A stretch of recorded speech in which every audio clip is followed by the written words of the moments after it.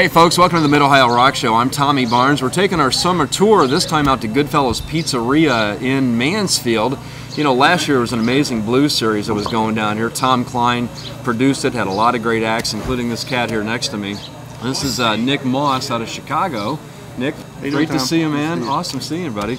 Nick had a show here last summer, and Tom decided to bring the concert series back again, and Nick is one of the second of several shows here at Goodfellas this summer. Nick, I got to tell you, when Nick and I talked on the radio probably about a week ago, one of the first things we chatted about was the barbecue sauce here at Goodfellas. So yes. I know we want to talk about music, but let's get the food part out of the way, man. You told me when you told the rest of your band you were coming back to Goodies. Well, I didn't even mention the name. I just said we're going back to Mansfield, Ohio. I said, and for some reason I couldn't remember which place it was. I said, you guys remember which place it was? And like three of them went, the place with the wings. I'm like, oh yeah, man. So they were all excited. Did you get a chance to see the gigantic pizzas in there too? Oh yeah, someone ordered one when we were sitting in there. Well, I tell you, Nick, by the way, is out of Chicago, does a ton of touring, really pretty much, I guess, all over the Midwest, East Coast, and I was checking out some different things. Once you're done touring kind of the country, you're going to be, what, heading to Europe and doing some stuff in Spain and a cruise maybe? Yep, and I just got back from the UK a week ago, right when the Olympics started, and I thought I was looking forward to that so bad because it's been so hot here this year. Let's go to the UK, cloudy skies, rainy. I get off the plane, it's 95 degrees and sunny for the first 4 days I was there. Yeah, imagine that. Now here we are here at Goodfellas tonight, long sleeves when we've been so used to now it's cloudy. I like this though. Yeah, I know, it's kind of like fall. You know, I want to take you back, man. I know it's got to be such an honor for you all the years you played blues, 20 plus years. Think about some of the Chicago greats. You've had an opportunity to stand on stages this small to some of the really big stages. Talk about that for just a couple of moments.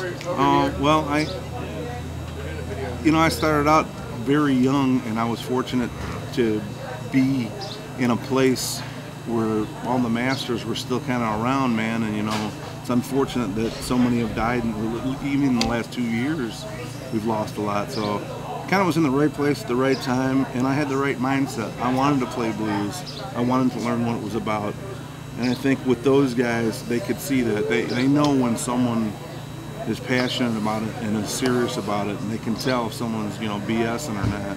Yeah. And so I was lucky. I got a chance to play Jimmy Rogers, James Cotton, Jimmy Wells, Willie Big Eye Smith, Jimmy Dawkins, I believe. Jimmy Dawkins. At the time, you were probably playing bass, I believe. I started as a bass player, yeah. Started as a bass player. You went on a tour with those guys for a short time, and I think you kind of wondered if they were going to make that phone call back and say, hey, come join us again. But they saw something in you in a transitional couple-week period where you just learned to play that bass a little bit smoother and just get more involved with it. That was with Willie. When I started, my very first road trip with someone big was with Jimmy Dawkins. Mm-hmm. It lasted about 8 months, and I was still pretty green, man. I was really green, man. And Jimmy just didn't have the tools to be able to explain what he wanted. He wasn't one of those. There are certain guys that know exactly how to tell a young person what to do and what they want, and then there are guys that know what they want but they can't vocalize it. Jimmy was one of those guys, great player, great guy, and I still love Jimmy Dawkins and stuff. It was just I wasn't ready. He knew I wasn't ready, and he said he had to let me go. And that was a big kick in the pants for me because I grew up. My dad blue collar, and one of the things is don't half-ass things, man. If you're gonna do it, do it right. Right. So when I just took it as a devastating failure. That's the way I took it.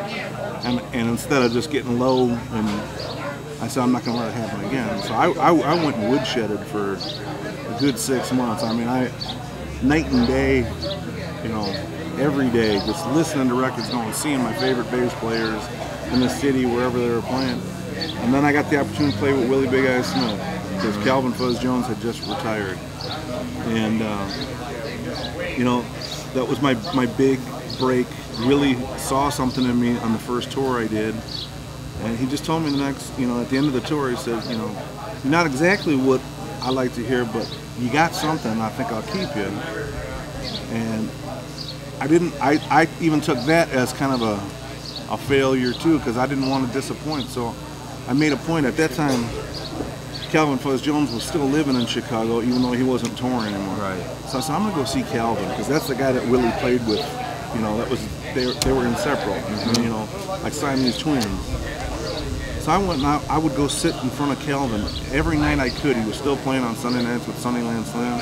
I would call Calvin on the phone and bug the hell out of him. To his credit, he was a sweetheart. Answered anything I had to ask. Would sit and show me stuff. And that was about a 3 or 4 week layover between my first tour and the second tour I did. And I remember the very first gig of that second tour, Willie looked over and goes, "I don't know what you did, but you got it right now." Awesome.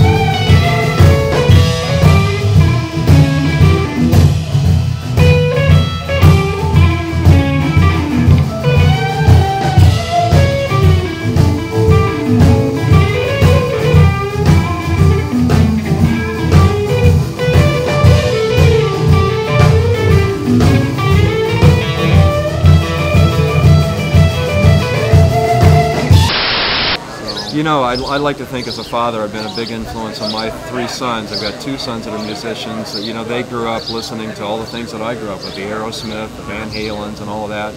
You had an uncle that was such a huge influence on a lot of the bands and music you listened to, from what, Spencer Davis to probably Blind Faith and Led Zeppelin, which really was, I guess, a cornerstone to some of your early blues work, right? It definitely was. I mean, growing up in my household, music was a big thing. My parents weren't, and my uncle, they weren't musicians. They were just music lovers. But they encouraged my brother Joe, who was my first influence, basically. But both my brother and I, they encouraged our love of music. My mom grew up on the south side of Chicago. My dad grew up on the west side. My dad was a greaser in the 50s. Grew up listening to doo-wop, big band, early rock and roll. Right. My mom, being on the south side, leaned more towards R&B, and you know, where she grew up. I hope Mom doesn't watch this, but you know, she used to say that her and her girlfriends, when they were 16, 17, used to go to the state line in Indiana because they could drink in the bars there. At 16, drink and smoke. Well, you know, I grew up in Peoria, so I get that mentality. You know, they had a 19 age limit for drinking, and then it went to 21 and the like. So I get it. So I got to ask you then, was it a Cub White Sox thing going on in your household? Oh, I was going to say South Side, you got to be White Sox. Always White Sox. Yeah. Always White Sox. Yeah, no doubt. Yeah. When did old people's music kind of become cool to you? I mean, the stuff that everybody was trying to drive home to you at an early age, when you're like, wow, that's really kind of what I like, and they're really good direction I wanted to go in my music. Well, because, like I said, because of growing up in that household, my mom's taste in music leaned towards more R&B and blues, and my dad rock and roll. It never occurred to us that that was old people's music and the stuff that was being on the radio. I mean, I still remember when AM radio was still holding on to the yeah. I was listening to probably Jeannie C. Riley and Harper Valley PTA and probably the Cowsills. You remember, you know WLS, man. Oh yeah, exactly. Exactly. Well, that's the, you know, I think for John me, Records Land.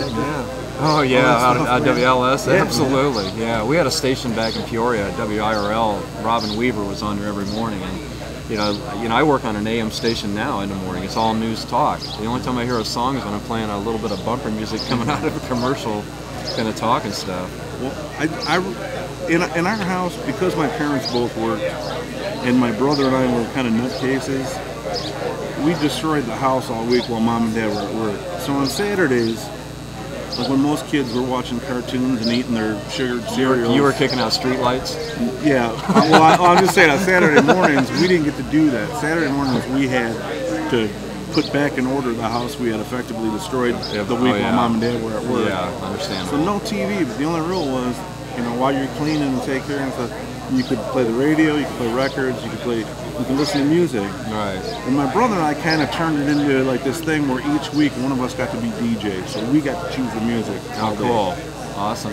And I think that was a big step. And then my uncle introducing us to, like you said, there's Spencer Davis, Blind Faith, Traffic, Free, Led Zeppelin, the Beatles, all you know, Aerosmith, all these great bands, and then becoming fans of theirs, and then, you know, reading Circus magazine, or Cream magazine. Cream, yeah, exactly. And you know, before like Guitar Player was big, and all those were even out before Rolling Stone. Oh yeah, quite honestly. I remember seeing Jim Danny Mangrum of Black Oak, Arkansas, one of my heroes from back in the day. He's like, holy crap, I got to be like this guy. Get a washboard and learn how to drink whiskey or something. I don't know. My mom had the album, but yeah, man, just that stuff, and then hearing, you know, Jimmy Page talked about Otis Rush and Willie Dixon and Muddy Waters, and then finally my brother, who's almost 4 years older than me, he was the first one. Said, "Well, wait a second, that's Chicago. That's where we're from. Exactly. We got to check the stuff out." And then,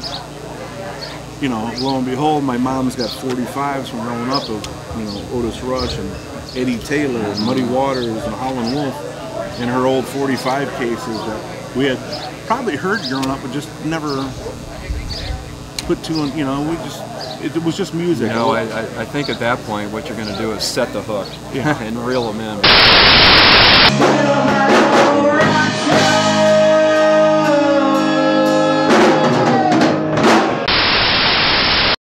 Real quickly, before we wrap up our conversation with Nick Moss, Nick out of Chicago playing Goodfellas here in Mansfield this evening. New album, CD, I don't know what the heck we're supposed to call them, digital download, but talk about the new one, Here I Am. Here I Am is, the last record, Privilege, was a big departure from my previous CDs.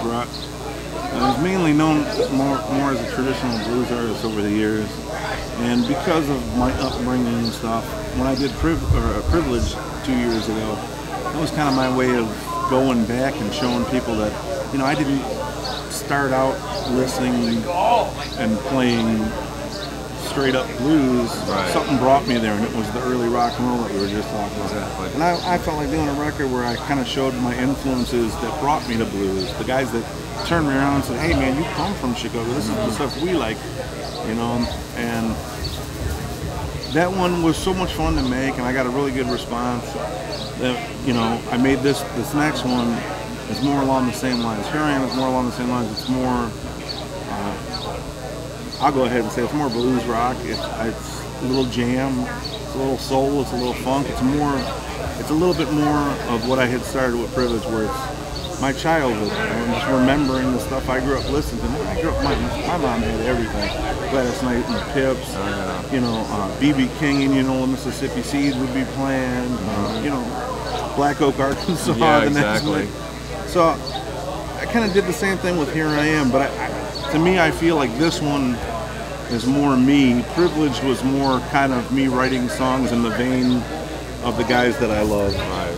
So somewhat of a crossroad in your life, I guess. I think so. I'm really proud of this record. I really am excited about it. I was excited when it came out, and the band I got playing it, man, these are the right guys playing the music. Real quickly, why don't you introduce to the camera here all the guys in your band, because we're not getting a chance to meet with them right now. We're going to have Patrick Seals on drums. He plays on the record.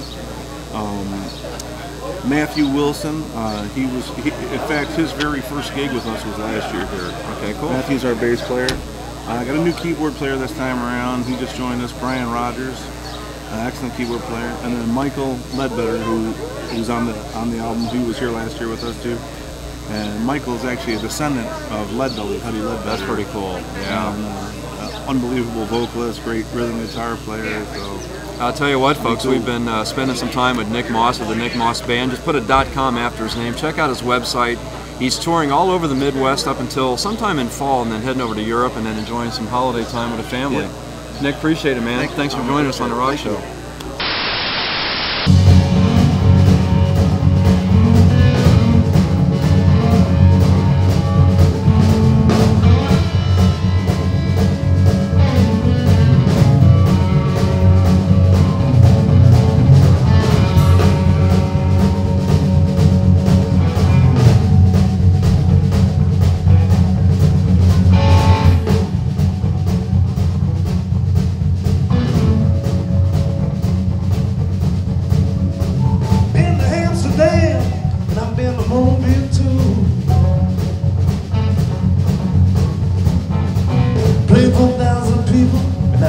Just a few. I've got myself a van too many miles.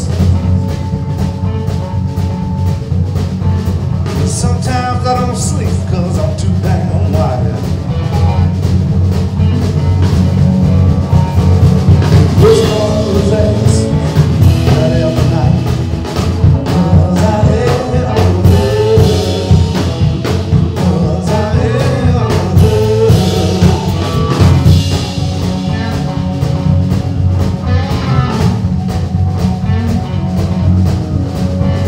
Sometimes I write about life's unpleasant truths. Sometimes